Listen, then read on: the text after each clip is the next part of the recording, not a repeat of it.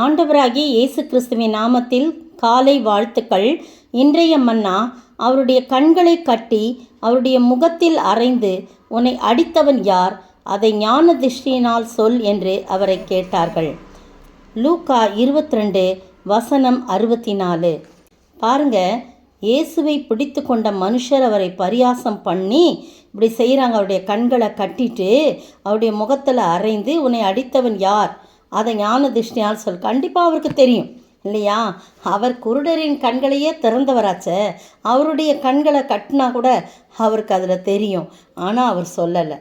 என்னை அடித்தான், வாயில் துப்பி இருந்தார்னா, அடித்தவனை துப்பி இருந்தானா அவனுக்கு கண் தெரியாமல் போயிருந்திருக்கும், காது கேட்காமல் போயிருக்கும். அவருடைய உமிழ்நீருக்கு அவ்வளவு சக்தி இருந்தது. ஆனால் அவர் அப்படி செய்யலை. முகத்தில் அரைகிறாங்க. எவ்வளோ பெரிய பயங்கரமான காரியம் பாருங்கள். இன்றைக்கு பிள்ளைகளை முகத்தில் அரைய முடியுமா? நானும் ஒரு ஆசிரியராக பணியாற்றியிருக்கிறேன். ஒரு பிள்ளைய கூப்பிட்டு முகத்தில் கன்னத்தில் அப்படியே அரைஞ்சோன்னு வச்சிங்க, அப்படியே முகத்தில் பார்த்திங்கன்னா அவ்வளோ கோபமாக இருக்கும். அறைய போகிறதில்ல. இப்போல்லாம் அறையலாம் முடியாது. உடனே போய் வீட்டில் போய் ஆளை கூட்டிகிட்டு வந்துடுவாங்க இல்லையா? முன்னாடி இந்த பெற்றோர்கள் என்ன செய்வாங்க? கண்ணு மூக்கை மட்டும் விட்டுட்டு, கண்ணு காதை விட்டுட்டு, கீழே காலுக்கு இடுப்புக்கு கீழே என்ன வேணாலும் அடிங்க அப்படின்னு சொல்லுவாங்க. இப்போல்லாம் அதெல்லாம் ஒன்றுமே கிடையாது.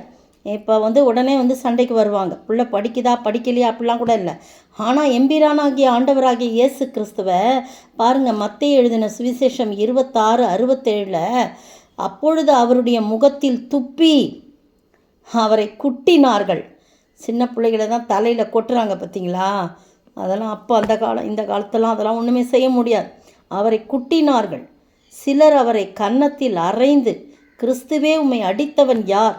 அதை ஞான திருஷ்டினால் எங்களுக்கு சொல்லும் என்றார்கள். எவ்வளோ ஒரு பயங்கரமான காரியம் இல்லை? ஆண்டவராகிய இயேசு கிறிஸ்துவை முகத்தில் துப்புறாங்க. அவர் கன்னத்தில் விழுந்த காயம், இன்றைக்கு அதை பார்க்க போகிறோம். நம்ம விழாவின் காயம் பார்த்தோம், தலையில் ஏற்பட்ட காயம் பார்த்தோம், விழாவில் ஏற்பட்ட ஆழமான காயத்தை முதல் நாள் பார்த்தோம். அடுத்தது தலையில் ஏற்பட்ட காயம், அடுத்தது பார்த்திங்கன்னா அவருடைய தோளில் சிதைந்த காயத்தை பார்த்தோம். ஒவ்வொரு நாளும் ஒவ்வொரு காயங்களை குறித்து நம்ம பார்த்துட்டு வரோம் இல்லையா?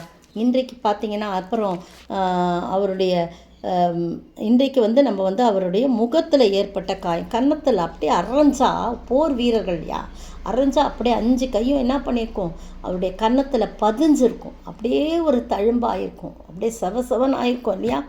அது அவருடைய காயம். உங்களுக்காகவும் எனக்காகவும் அந்த காயத்தை அவர் ஏற்றுக்கொண்டார்.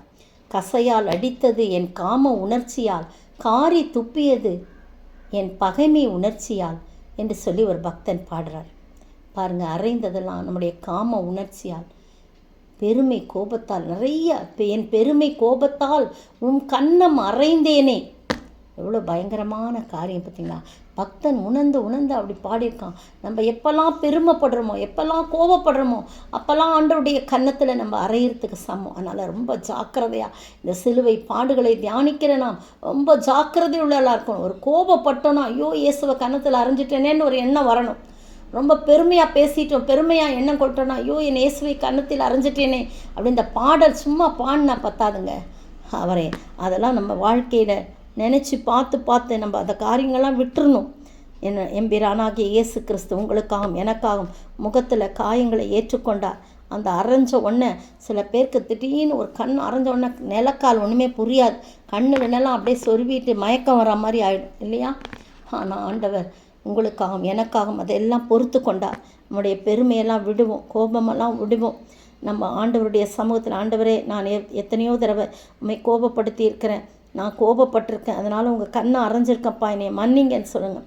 பாருங்கள், கண்ணை கட்டிட்டு நான் அரைஞ்சிட்டு உன்னை யார் அரைஞ்சான்னு சொல்லி எனக்கு சொல்லி ஞான திருஷ்டினாலன்று மற்றும் பல அநேக தூஷண வார்த்தைகளையும் அவருக்கு விரோதமாக சொல்லால் வந்த காயம், வார்த்தையினாலே வந்த காயங்கள், அவருடைய முகத்தில் அறைந்ததனால் ஏற்பட்ட காயங்கள். எனவே இன்னுமாய் அவரை காயப்படுத்துகிறார்களா இல்லாதபடி அவருடைய காயத்தை நாம் ஆற்றுகிறவர்களாக, நம்முடைய காயத்தை அவர் காயங்களை ஏற்றுக்கொண்டார். இதை உணர்ந்து நாம் வாழ ஆண்டவர் தாமே கிருபை செய்வாராக. ஆமென்.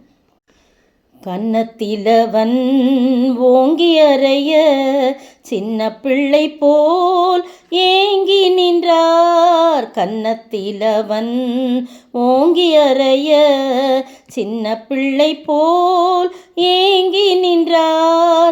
அந்த பிலாத்தும் கையை கழுவி ஆண்டவரை அனுப்புகின்றார்.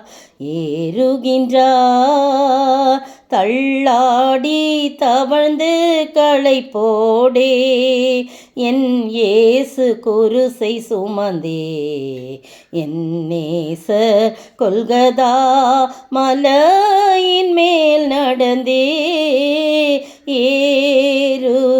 ஏறுகின்றார்.